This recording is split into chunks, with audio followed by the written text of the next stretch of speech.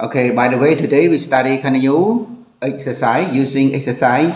present simple, past simple, present perfect, and past perfect.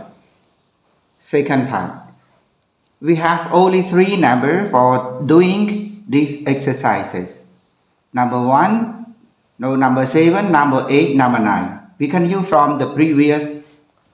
exercise. So the first of all, we must choose the correct answers. Number 1, number 2, number 3, number 4, A, B, C, D. Which one is the best answer? មួយណាដែលជាចម្លើយត្រឹមត្រូវបំផុត អូខេឥឡូវនេះគឺកុំឲ្យខាត់ value គឺខ្ញុំចាប់ផ្ដើមបន្តលំហាត់ពីភាគ1លំហាត់ភាគ1គឺបាទប្រើប្រាស់លំហាត់ប្រភេទនេះដែរប្រភេទ present simple past simple present perfect ហើយនិង past perfect ប៉ុន្តែថ្ងៃនេះយើងបន្តតែ3លេខទេលេខ7លេខ8និងលេខ9អង្គការពីលើកមុនយើងលេខ1ដល់លេខ6អញ្ចឹង part 2ខ្ញុំសូមចាប់ផ្ដើមធ្វើលំហាត់ my key have you seen them ពីដែលត្រូវបំពេញមាន4 A lost B lost C have lost D had lost តើមួយណាដែលត្រូវបំពេញនៅក្នុងមេរៀននេះអញ្ចឹងយើងចាប់ផ្ដើមមើលនៅក្នុងមេរៀននេះគឺយើងបំពេញយើងត្រូវបំពេញខ្ញុំបានបាត់សោរបស់ខ្ញុំតើអ្នកបានឃើញពួកវាទេអញ្ចឹងប្រយោគនេះគឺជាប្រយោគពាក់ព័ន្ធជាមួយនឹង past អានេះគឺជា past perfect អញ្ចឹងដៃគូរបស់វាគឺ simple past ដៃគូរបស់វាគឺ past perfect អញ្ចឹងកន្លែងនេះអូខេ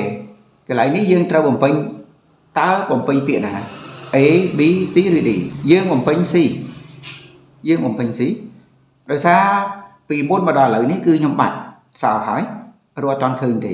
អញ្ចឹងយើងបំពេញ C នៅក្នុងលេខ7នេះ C មានន័យថាខ្ញុំបានបាត់សោ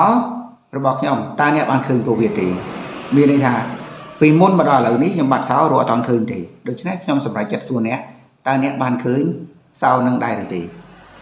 អូខេយើងមើលចំណុចទី8ចំណុចទី8 when I met him he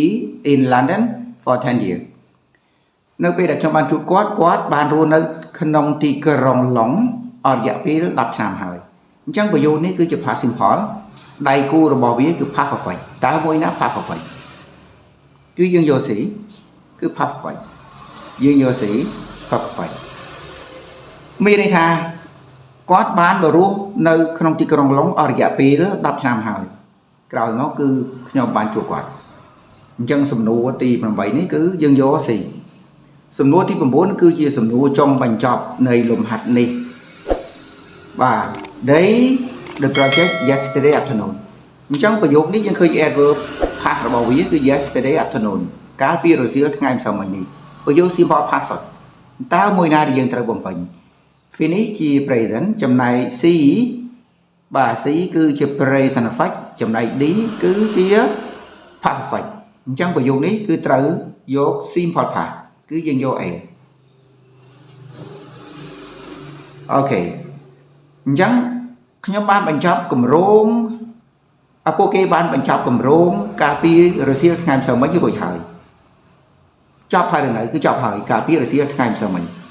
អូខេដូច្នេះយើងសូមបញ្ចប់លំហាត់ត្រឹមប៉ុណ្ណេះ See you again next video thank you